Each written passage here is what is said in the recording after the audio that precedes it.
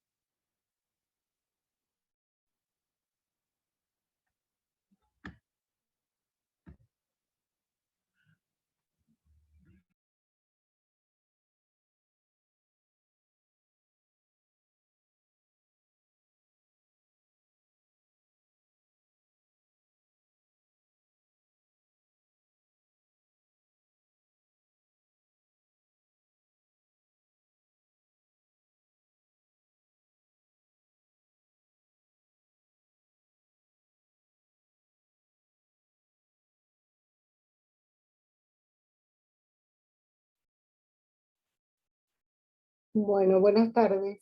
¿Me escuchan?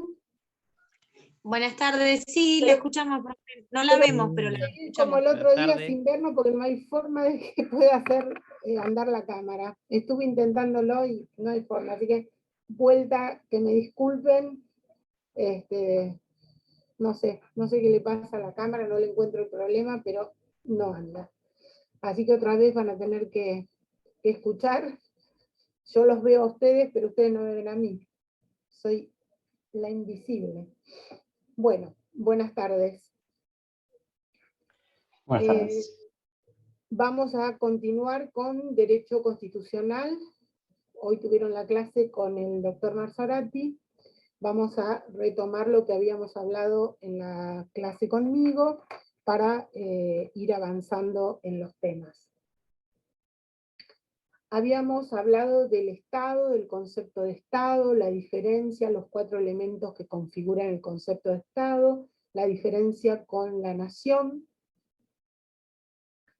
y dijimos que todo Estado requiere estar organizado jurídica y políticamente, que todos los Estados tienen una forma de ser, una forma de estar organizados, que es lo que llamamos la Constitución material o real, pero que no todos los Estados tienen una Constitución formal, es decir, codificada, escrita. Y ahí hablamos de la diferencia entre, por ejemplo, Gran Bretaña, que no tiene una constitución formal, que tiene lo que se denomina una constitución de tipo historicista, que, tenemos que hacer la sumatoria de todos los documentos que se han ido dictando a lo largo del tiempo, pero que no están codificados en un único cuerpo legal. Bien, vamos a seguir ahora entonces con los procesos del llamado constitucionalismo, es decir, cuándo arranca esto de una constitución escrita, formal, codificada. La primera etapa del llamado constitucionalismo es lo que se denomina el constitucionalismo liberal o clásico. Esto responde a la sanción de las 2 primeras constituciones en el mundo, que son la Constitución de los Estados Unidos de 1787 y la Constitución de Francia de 1791. estas son las dos primeras constituciones escritas, las dos primeras constituciones que responden al tipo racional normativo, es decir, un poco como pensadas para regir la vida de las sociedades humanas y con una intención de perdurabilidad, de permanencia. Quiere decir que antes de estas constituciones del año 1787 no había habido ninguna constitución escrita. Sí, había habido el reconocimiento de derechos a favor de algunas personas, que son los que se denominan las cartas o fueros que actúan como precedentes del constitucionalismo. Pero justamente la gran diferencia entre estos llamados precedentes del constitucionalismo y el constitucionalismo puro, es decir, las dos primeras constituciones, es que esas cartas o fueros tenían reconocimientos de derechos a favor de ciertas personas, normalmente de los hombres libres, normalmente de los señores, los varones de la nobleza que acompañaban a los reyes. Quiere decir que la gran característica de las constituciones modernas va a ser el reconocimiento de derechos a favor de la universalidad, es decir, de todas las personas, cualquiera fuera su sexo, sus características, digamos, sin ningún tipo de discriminación. Esa es la gran característica del constitucionalismo moderno, que esos documentos anteriores que los vamos a encontrar en la Edad Media son documentos que otorgan ciertos derechos, pero a favor de ciertas personas. Como les digo, generalmente los hombres libres, los varones que rodean a los reyes, pero no son extensibles esos derechos a la generalidad de la sociedad. En cambio, estas constituciones, las primeras dos constituciones, ustedes piensen que la Constitución de Francia de 1791 es una constitución que se pergeña luego de la Revolución Francesa. Es decir, la gran preocupación en la Revolución Francesa va a ser lograr justamente un documento en donde se reconozcan el catálogo de los derechos fundamentales para las personas. Por eso que es la idea de terminar con el antiguo régimen, es decir, evitar la concentración del poder por un lado, y a su vez el reconocimiento de los derechos fundamentales, como había quedado plasmado en la Declaración de los Derechos del Hombre y del Ciudadano de 1789 en Francia. Entonces, estas dos primeras constituciones son una verdadera revolución, porque por primera vez van a aparecer dos improntas que caracterizan a estas constituciones. La primera, el reconocimiento de los derechos a las personas, los derechos fundamentales, los que hoy llamamos los derechos civiles, el derecho a transitar, el derecho a expresarse, el derecho a comerciar, el derecho a publicar las ideas sin que exista censura, el derecho a profesar un culto, es decir, derechos humanos individuales fundamentales. Esa es una de las características de estas constituciones racional normativa. Y la otra característica es limitar el poder. Venimos de una revolución francesa que pretendía terminar con la concentración del poder, con los absolutismos, con los regímenes políticos absolutos, tiránicos, despóticos. Profe, Sí. perdón, ¿podría repetir la primera característica de racional normativa? Bien, estas dos primeras constituciones que forman parte del llamado constitucionalismo liberal o clásico tienen dos características. Primero, son consideradas dentro de la tipología del español García Pelayo como constituciones del tipo racional normativo. ¿Qué significa esto? Que son constituciones que están pensadas como para encontrar en esos textos escritos la solución a todas las sociedades humanas a las que va dirigida. Quiere decir que subsume la dinámica de la sociedad a ese libro escrito. Estas constituciones sostienen que todas las soluciones a los problemas de la sociedad se van a encontrar en ese texto escrito. Por eso son racional normativa. Y además porque tienden a la perdurabilidad, es decir, que no se reformen en poco tiempo, que duren, si es posible, para siempre, tienden hacia la permanencia, lo cual ustedes se darán cuenta que es algo utópico totalmente, porque primero subsumir la dinámica de una sociedad humana a un texto escrito, eso ya es una utopía y una ingenuidad, por otra parte, porque la dinámica de la vida, de la humanidad, de las sociedades humanas, es totalmente cambiante y en forma rápida. Entonces, pretender que mediante una constitución va a quedar como congelada la vida de esa sociedad y que va a quedar congelada para siempre, es una utopía. Por eso la primera que fracasa en este intento es la francesa. La francesa duró menos de 2 años, fue sancionada en 1791 y ya en el 93 ya hubo una nueva constitución. El único caso realmente llamativo es el caso de la Constitución norteamericana, porque la Constitución norteamericana es la misma que sigue vigente hasta nuestros días. De modo tal que esa sí logró, y ya vamos a ver por qué lo logró, eso lo vamos a hablar en otro momento, por qué logra ser una constitución, precisamente porque tiene muy pocos artículos. Apenas unos poquitísimos artículos y algunas reformas que ellos denominan enmiendas constitucionales. Pero por eso ha perdurado, porque no establece detalles de la vida. Habla de los poderes, básicamente la pretensión de esa etapa es esa. Por un lado, establecer los derechos, dejarlos escritos, por eso se habla de catálogos de derechos, que algún autor como Vanossi dice catálogos de ilusiones, porque si tenemos un poder tiránico y despótico, ¿de qué nos sirve tener por escrito en la Constitución nuestros derechos si ese gobierno no nos va a permitir el ejercicio de los derechos?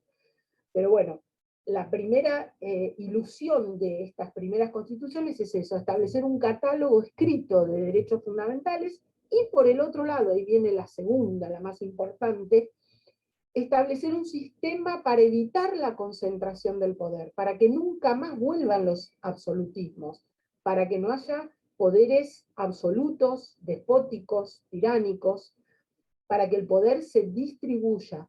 Y ahí van a tomar las ideologías, sobre todo, de Montesquieu.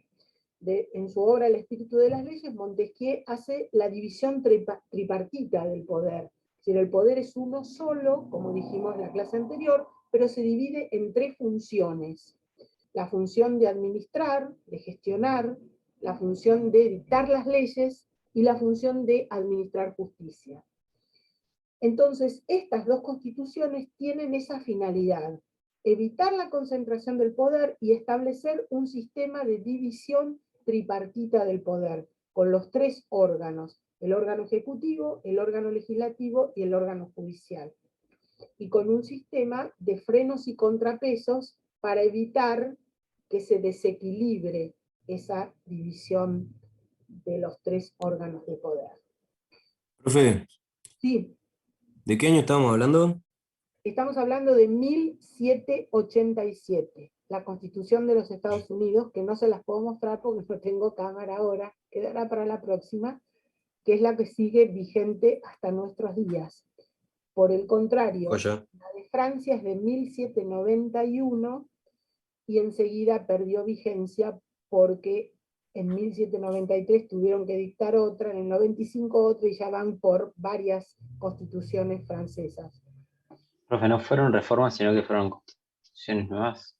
En el caso de Francia fueron nuevas constituciones permanentemente. ¿Y saben por qué? Porque Francia, a pesar de la Revolución Francesa y de tratar de terminar con el régimen absolutista, no lo logró. después de una revolución tan sangrienta como la francesa, donde se cortaban cabezas, sin embargo se instaura un régimen político que es precisamente el de Napoleón Bonaparte, que es un régimen tan o más absolutista y despótico que el que habían logrado hacer desaparecer a través de la Revolución Francesa. Entonces, por eso no encuentran una situación de equilibrio desde el punto de vista de las libertades, porque pasan de un régimen absolutista a otro absolutista igual o peor. Y eso dura muchísimos años hasta que finalmente logran instaurar una especie de república y de democracia, ¿no? Pero por eso tampoco sus constituciones pudieron tener esa idea de permanecer y de perdurar en el tiempo, porque permanentemente estaban con gobiernos absolutistas, entonces la constitución que estaba perdía vigencia y se dictaba una nueva y así sucesivamente.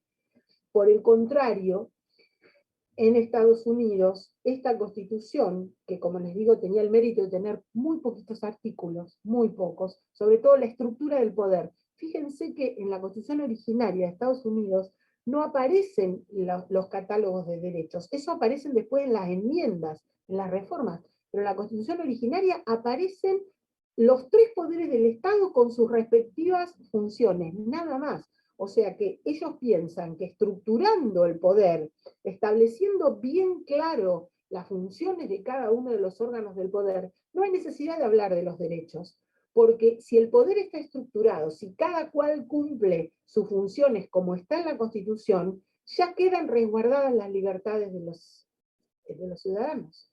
No hay necesidad de escribirlas, de dejarlas en un catálogo, porque el respeto a la libertad va a venir por el respeto al ejercicio de las facultades de los tres poderes.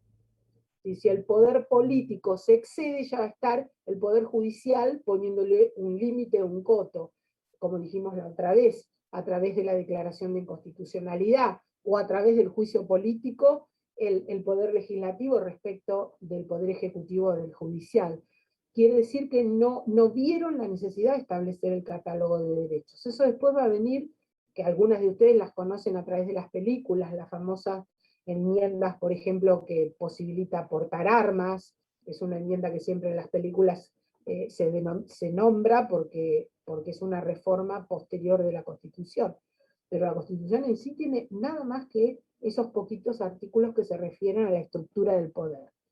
Entonces, las dos características de esta etapa del constitucionalismo son esto: tratar de evitar que vuelva el absolutismo, de que vuelvan los reyes, de que vuelva la concentración del poder. Para eso establecer división tripartita de los tres órganos y delimitar claramente las funciones de cada órgano para evitar que uno se sobrepase por sobre los otros. Y en segunda instancia, establecer los derechos humanos fundamentales. Nuestra Constitución, 1853-60, se encuadra dentro de esta etapa del constitucionalismo liberal o clásico. Fíjense, 1787 y la nuestra se sanciona en 1853. Quiere decir que el modelo que se toma es el modelo de la Constitución de Estados Unidos. Esto es muy importante porque por ahí van a ver en los libros que se dice que nuestra Constitución es una copia de la Constitución de Estados Unidos. Eso no es cierto. No es cierto. Nuestra Constitución toma el modelo de la Constitución de Estados Unidos porque es la única que está vigente. Es la única, y sobre todo en este continente, digamos, es el modelo a seguir, pero de ningún modo constituye una copia porque tiene una identidad propia. El artículo 2 de nuestra Constitución no lo tendría nunca la Constitución de Estados Unidos, porque para ellos nunca hubo una mayoría que digamos, nunca hubo una religión predominante con mayoría de sus ciudadanos como el catolicismo, ni tampoco alguna otra religión que fuera considerada predominante. Bueno, nosotros, fíjense que se adopta la idiosincrasia, es una característica propia de nuestra Constitución, que si fuera realmente una copia, no hubiéramos establecido un artículo como el 2, donde se habla de que el gobierno sostiene el culto católico apostólico romano como religión predominante. De modo que tomamos ese modelo y nuestra Constitución de 1853-60 se encuadra entonces dentro de ese llamado constitucionalismo liberal o clásico por la época de su sanción. Y tiene esas características también. Tiene una parte dogmática, que es la primera parte de la Constitución, donde están el catálogo de los derechos fundamentales. Y tiene una segunda parte, que es la llamada parte orgánica, donde habla de la estructura del poder, los tres poderes del Estado, estructura tripartita al estilo Montesquieu. Quiere decir que en todo responde a ese modelo del constitucionalismo clásico o liberal. Bien. Ahora bien, la sociedad es dinámica, la sociedad humana es cambiante. De modo tal que vamos a entrar en el siglo XX y nos vamos a encontrar que aparecen nuevas situaciones, nuevos escenarios y nuevos actores también. Después de la Revolución Industrial, vamos a ver la aparición del concepto del obrero, el concepto del patrón, empleador y empleado. Sí, sí. Bueno, ahora vamos a seguir con la segunda. Me voy encaminando hacia la segunda. Todavía estamos en la etapa del constitucionalismo liberal o clásico. Ahora vamos en el análisis histórico hacia la segunda etapa del constitucionalismo, que van a ver que son otras características y otras constituciones también. Dijimos que en la primera etapa tenemos Constitución de Estados Unidos, Constitución de Francia y nuestra Constitución encuadrada en esa primera etapa. Pero como les digo, la situación del mundo cambia, se modifica, y aparecen, luego de la Revolución Industrial, aparece la situación del obrero. No se conocía al obrero, se conocía al artesano, pero no el obrero que trabajaba en una industria, en una fábrica. Luego la situación del empleador, el patrón, la aparición de los nucleamientos de los obreros en gremios, y un derecho fundamental que va a aparecer también sobre fines del siglo XIX, principios del XX, que va a ser la huelga, el derecho de la huelga. También la necesidad de limitar el trabajo humano, porque hasta entonces no había un horario 8 horas, 10 horas de trabajo, ni para los hombres, ni para las mujeres, ni para los niños. Es decir, el trabajo se consideraba sin solución de continuidad, es decir, no existía el descanso, no existía una jornada limitada, de modo que aparece todo este nuevo escenario que es producto de la Revolución Industrial, al cual estas constituciones del constitucionalismo liberal o clásico no responden, porque no hay ningún derecho vinculado a lo social, a las jornadas de trabajo, al derecho de huelga, a los derechos de los obreros, a la relación del obrero con el patrón. Entonces, esa problemática no la van a resolver esas primeras constituciones, que solamente tenían los derechos individuales fundamentales y la limitación de los poderes. Entonces van a surgir dos constituciones nuevas que van a marcar la segunda etapa. Ahora sí, Rodrigo, la segunda etapa del constitucionalismo, que es el llamado constitucionalismo social. Y se va a dictar una constitución del lado americano, del continente americano, y una constitución del lado de Europa. La constitución del lado americano va a ser la del Estado de México, la Constitución mexicana, del Estado de Querétaro. Querétaro es la ciudad donde se firma esta Constitución, donde se sanciona, del año 1917. Fíjense la diferencia, 1787-1917. En el entremedio de todos estos años es cuando ocurre, cuando la sociedad cambia, cuando aparece este nuevo escenario de la necesidad de los derechos sociales, de la necesidad de prever mecanismos para limitar el trabajo, la jornada de trabajo, etcétera, etcétera. Entonces, la primera constitución que se encuadra dentro del constitucionalismo social es esta Constitución de Querétaro, de México, de 1917. que además es producto de una revolución, es consecuencia de la Revolución Mexicana, porque en México había dos clases sociales muy marcadas, y la clase dominante, digamos, era la dueña prácticamente del capital y de los grandes latifundios, de las grandes tierras, y el resto de la población en general vivía en una situación prácticamente de esclavitud. De modo tal que se produce la revolución y luego de la revolución se sanciona esta constitución que va a tener lo que llamamos la incorporación de los derechos sociales. Es la primera constitución en el mundo que va a incorporar los derechos sociales. Ahí aparecen los derechos de los obreros, ahí aparecen el reconocimiento de los sindicatos, de los gremios, ahí aparece el instrumento que van a utilizar los gremios precisamente para presionar por mejores condiciones laborales, que es el derecho de huelga. Y también aparece un concepto muy importante, que esto va a servir para cuando se vea derecho de propiedad, que es el concepto de la propiedad en función social. Y ahí vamos a hacer un parate.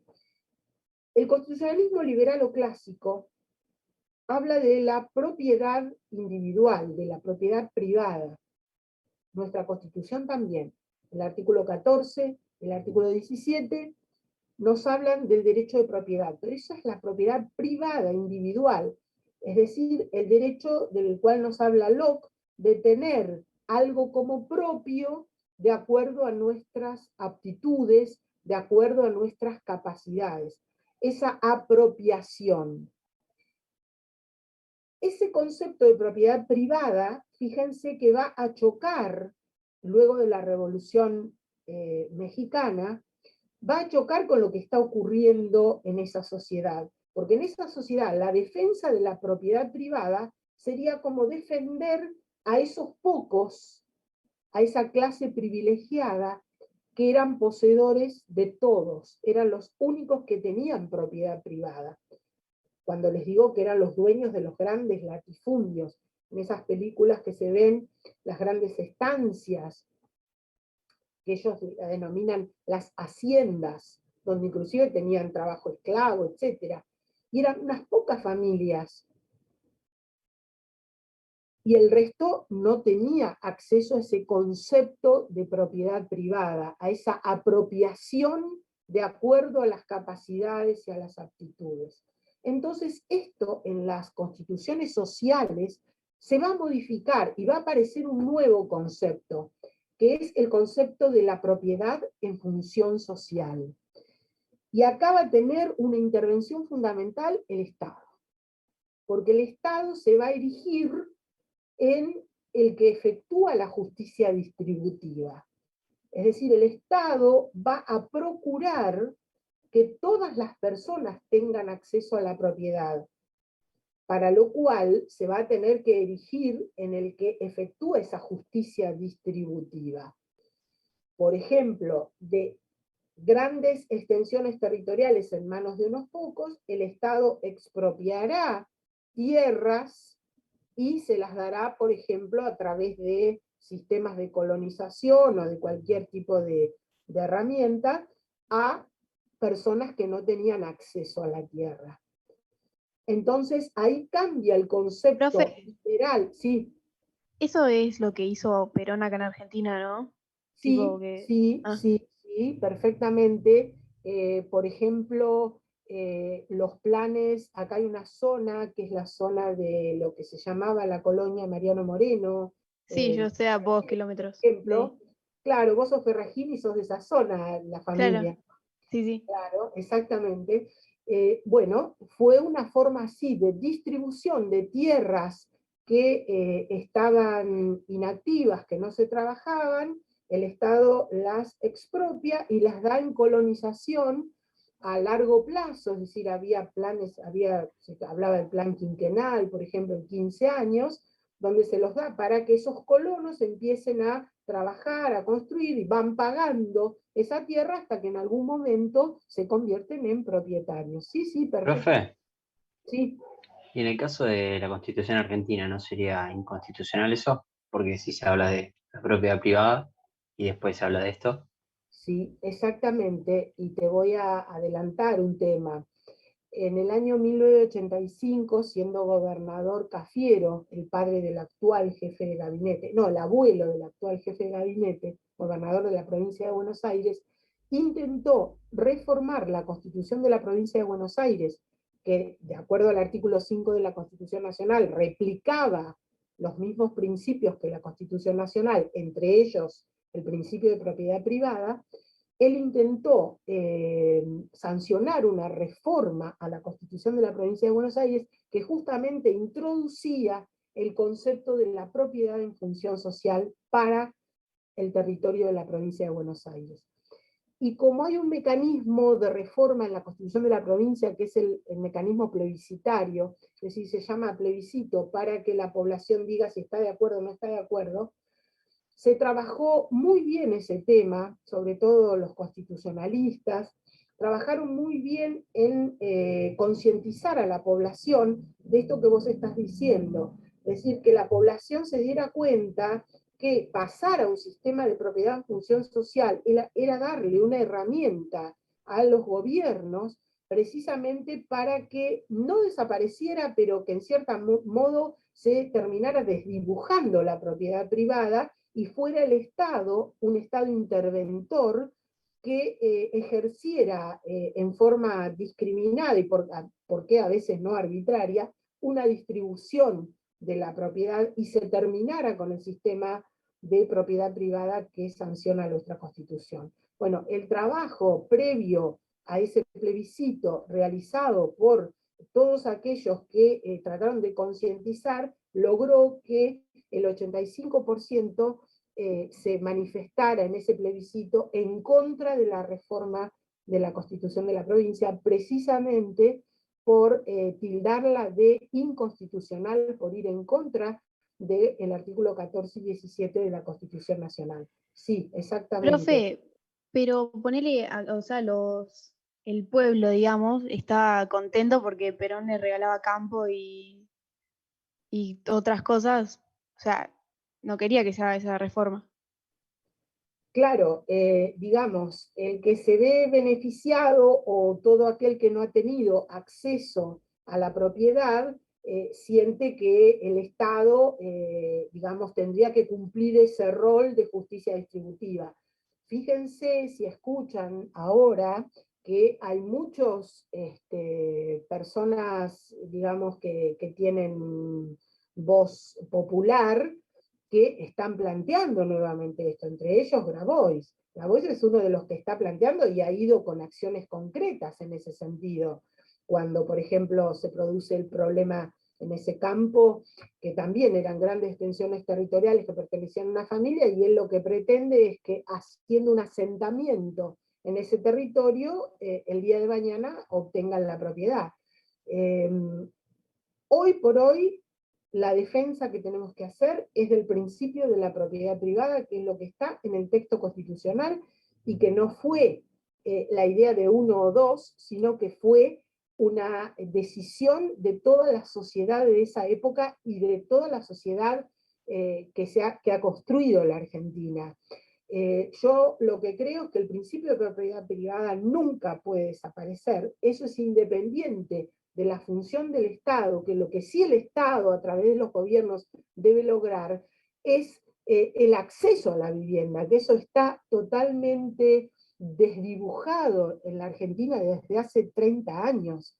Las generaciones de ustedes, realmente, si los padres no les pueden ayudar, ustedes no tienen el modo de acceder a una propiedad privada, porque el Estado no ha brindado. No existe más un banco como el banco hipotecario, que fue el gran proveedor del Estado para que la gente pudiera acceder a ese derecho de propiedad privada, que tenemos todos. Todos tenemos el derecho, de acuerdo a nuestras capacidades, a nuestras aptitudes, de tener esa apropiación. Entonces, lo que debe hacer el Estado es brindar los medios, las herramientas, para que todos podamos acceder a la propiedad privada y no hacer desaparecer la propiedad privada. porque si no quedamos en manos de las decisiones de los gobiernos de turno y podemos terminar como Venezuela. Nada nos autoriza que no ocurra. En cambio, si seguimos en la defensa de la propiedad privada que está en nuestra Constitución, lo que tenemos que luchar es para que los gobiernos otorguen líneas de crédito, creen un banco similar al banco hipotecario que tenía por finalidad el otorgamiento de créditos para el acceso a la propiedad, crear las herramientas y los medios para que todos podamos acceder. ¿Mm? Bien. Les decía que el constitucionalismo social, entonces, esta segunda etapa arranca desde la Constitución de México de Querétaro de 1917.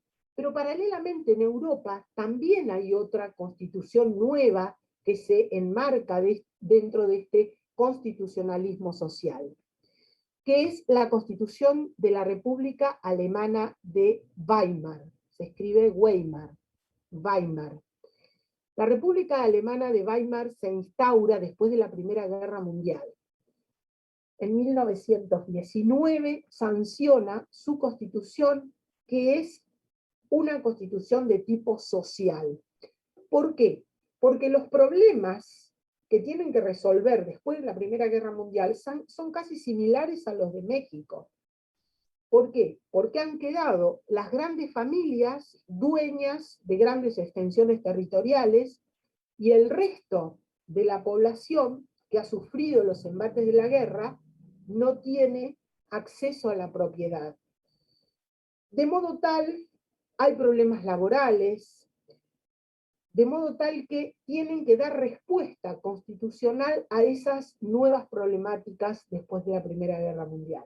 Entonces sancionan esta constitución que también pertenece al constitucionalismo social, que también nos habla del derecho de huelga por primera vez, que también nos habla de los gremios, de los sindicatos, como forma de unión de los trabajadores para luchar por sus derechos, etcétera, etcétera.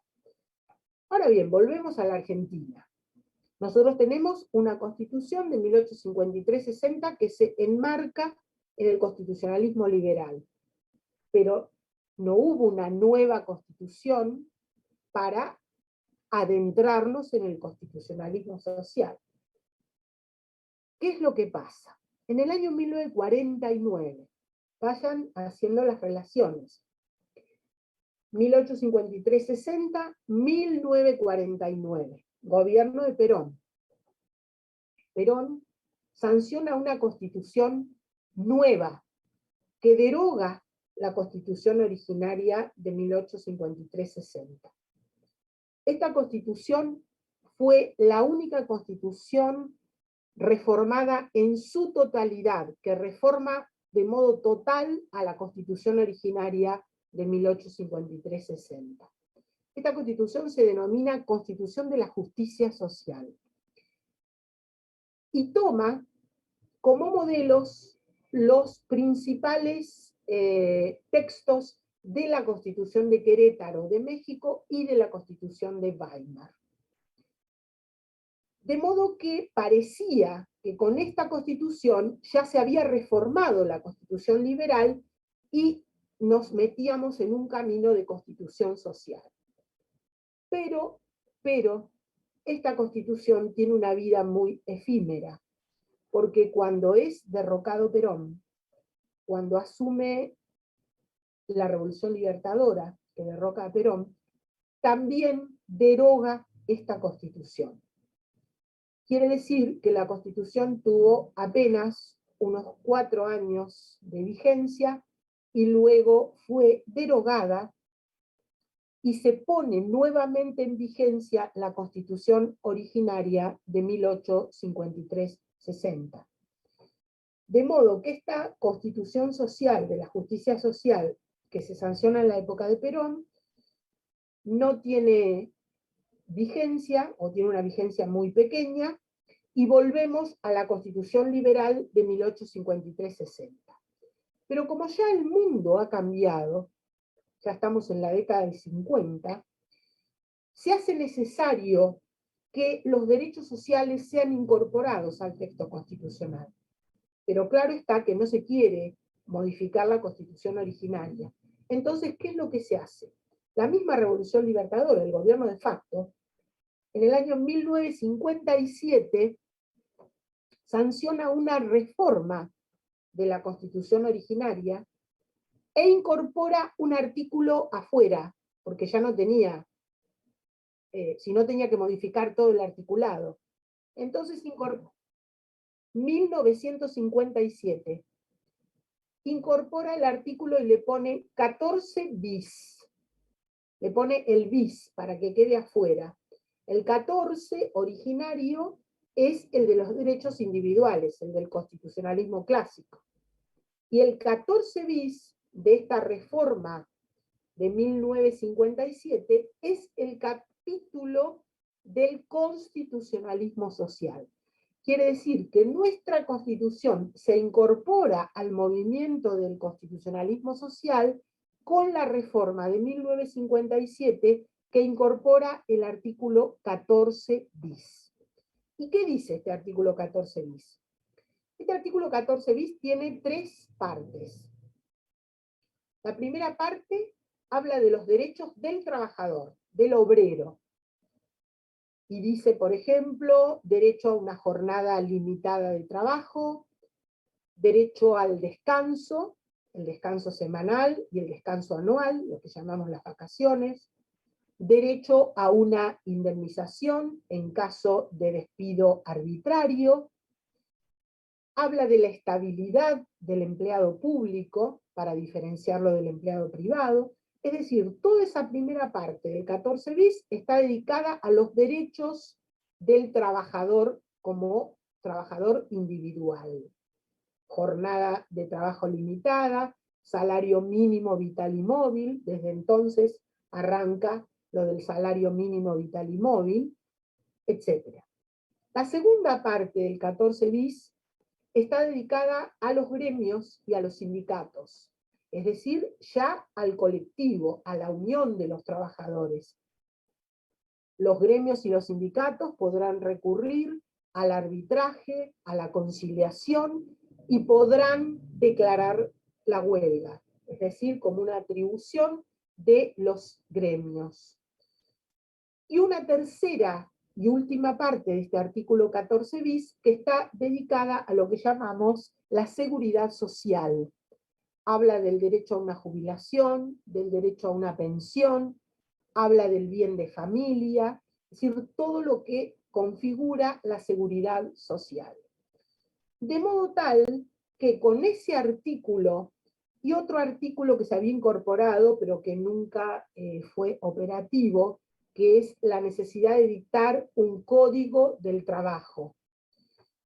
Eso está en el artículo 75, inciso 12 actual, pero nunca se dictó el Código del Trabajo. Es el único código que no se ha dictado. Tenemos Código Civil y Comercial, tenemos Código Penal, tenemos Código de Minería, pero no tenemos Código del Trabajo. Solamente tenemos una ley de contrato de trabajo y millones de leyes y millones de convenios colectivos, pero no tenemos un código unificado. ¿Cuál sería la razón? Primero, que sería muy difícil de codificar las normas laborales porque es inconmensurable la cantidad de normas que existen en materia laboral. Probablemente es una de las materias donde mayor regulación existe, porque ustedes piensen que aparte de las leyes, aparte de los decretos, existen los convenios colectivos de trabajo, que logran los gremios precisamente sobre cada actividad.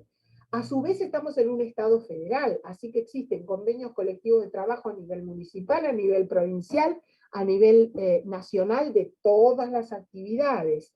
Aparte de eso existen estatutos, por ejemplo el Estatuto de la Empleada Doméstica, el Estatuto de los Serenos de Buques, todo lo que les pueda mencionar. Entonces me parece que es un universo tan amplio de normativa que eso ha hecho que finalmente, después de tantos años, fíjense, del 57 hasta ahora, no ha habido ni siquiera proyectos de código, se hace sumamente difícil encuadrar en un único texto legal toda la normativa laboral. Supongo que esa es la razón. Porque por lo demás, las características del derecho laboral prácticamente no han cambiado desde el siglo XX hasta ahora. Es decir, no es un derecho como el civil que se ha ayornado, como el comercial, que se han modificado y ayornado totalmente para encontrar solución a las nuevas situaciones, matrimonios igualitarios, todo el tema de la concepción fuera extrauterina, etcétera, etcétera.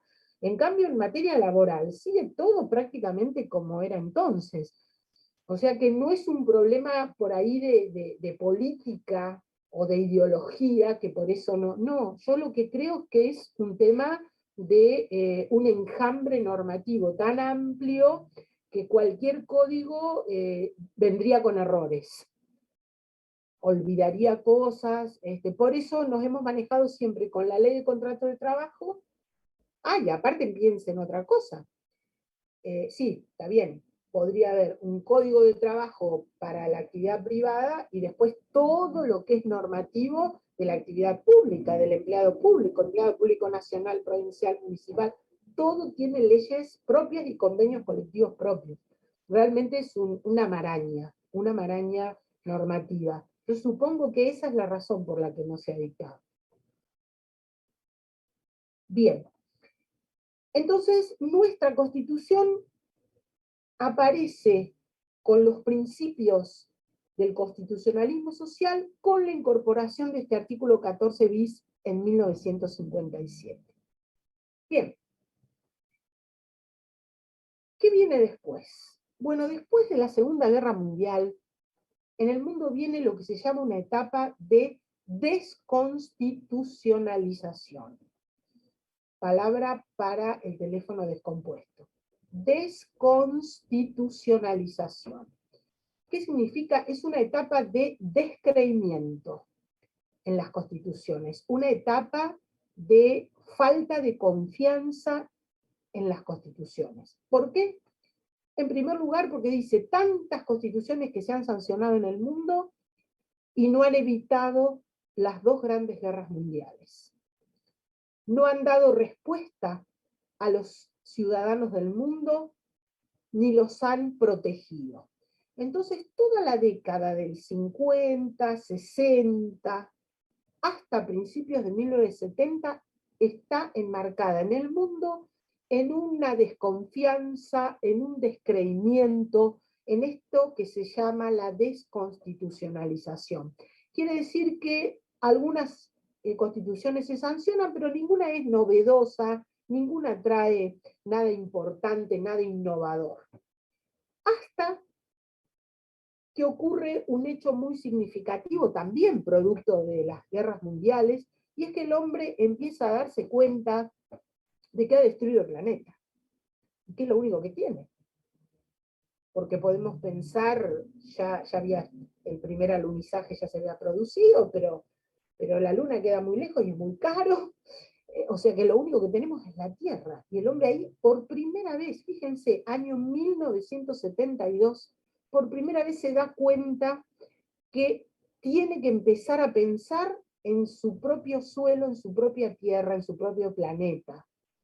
Entonces ahí arranca con una conferencia mundial muy importante, que es la conferencia que se celebra en Suecia, en Estocolmo, en el año 1972, y que es la primera conferencia sobre el medio ambiente, a la cual recurren alrededor de 190 países, Argentina no. Y es la primera vez que empiezan los planteamientos sobre cómo proteger, cómo preservar los recursos naturales, qué ha hecho el hombre destruyendo el ambiente. El hombre es el verdugo del ambiente y a su vez es su primera víctima. Entonces, esos pensamientos se empiezan a desarrollar y se ve la necesidad, después de la conferencia de Estocolmo, de que las constituciones del mundo empiecen a incorporar todos los temas de protección ambiental. Entonces caemos en lo que se llama el nuevo constitucionalismo, sería la cuarta etapa. El nuevo constitucionalismo, que arranca después de 1970 aproximadamente, es el que plantea básicamente la necesidad y la preocupación de que las constituciones del mundo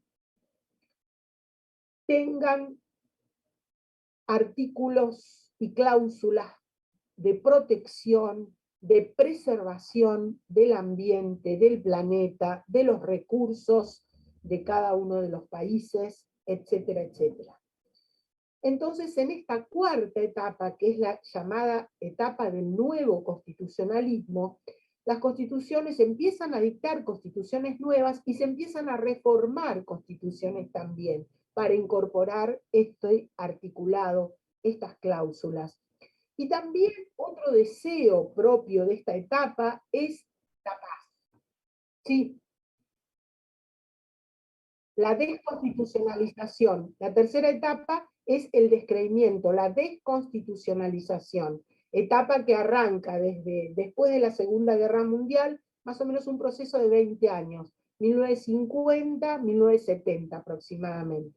Es la etapa de descreimiento, no se dictan constituciones nuevas, innovadoras, y hay toda una desconfianza en las constituciones escritas. Fíjense, lo contrario de las primeras constituciones, que era una fe absoluta y ciega sobre la importancia de ese librito escrito.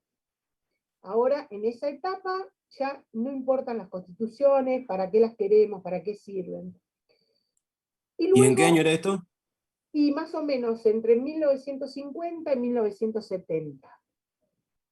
Y luego, en la década del 70, empieza esto que llamamos el nuevo, la cuarta etapa, nuevo constitucionalismo, que tiene esa preocupación por el tema del medio ambiente, y otra preocupación que no es menor, pero sí es menor en su efectividad, que es la preservación de la paz. Realmente de eso no se ha podido lograr nada. Pero bueno, también aparece como una preocupación de este nuevo constitucionalismo. Pero básicamente lo que sí se ha expandido por el mundo es este tema de la preservación del ambiente. Cuando nuestra Constitución entra en esta etapa del nuevo constitucionalismo, con la reforma de 1994. La última reforma que sufre nuestra Constitución originaria de 1853-60 incorpora artículos específicos de este nuevo constitucionalismo. Por ejemplo, el artículo 41, que es el dedicado al medio ambiente, que nos habla de la obligación del Estado de preservar los recursos naturales, la obligación del Estado de lograr un ambiente sano y equilibrado, la obligación del Estado de educar en la preservación del ambiente. El artículo 42, que nos habla de los derechos de los usuarios y de los consumidores, es decir, también los derechos mirados desde el punto de vista del ciudadano como nuevos derechos. El artículo 39 y el 40, las formas de participación de la ciudadanía en las decisiones políticas fundamentales, que son las llamadas formas de participación popular o formas de democracia semidirecta. Quiere decir que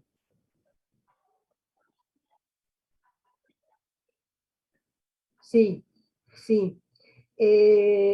Fíjense que esta pandemia también ha llevado a que el mundo vuelva a una etapa de eso. Pero no solo del descreimiento, yo les diría, y de hecho el año pasado di una conferencia sobre este tema, que después si les interesa la subo para que la lean. ¿Cuál ha sido la reacción de los gobiernos del mundo frente a la pandemia? Y siempre, de esto no ha escapado ni el mundo democrático, ni el mundo occidental, nos hemos igualado para mal, todos los gobiernos del mundo han recurrido a medidas autocráticas, a medidas restrictivas, y no han respetado para nada las constituciones de su país en cuanto a la defensa y protección de los derechos humanos fundamentales. Es decir, ¿cuál ha sido Menos la Estados reacción Unidos. frente en todos los países? No hay ninguno que zafe de esto. Estados Unidos, acuérdense, con la figura del presidente Trump, medidas restrictivas, impensables en el Estado que siempre ha sido el que ha preservado las libertades. Gran Bretaña, restricciones absolutas. Salieron recién hace una semana los británicos a disfrutar una birra, porque hacía meses y meses y meses que estaban sin ningún derecho humano fundamental, que están en sus constituciones. Todos los países del mundo actuaron igual. Dejaron las constituciones como que las cerraron los gobiernos, y muchas veces utilizaron este problema sanitario mundial para decisionar medidas totalmente restrictivas y hasta anulatorias de los derechos humanos fundamentales.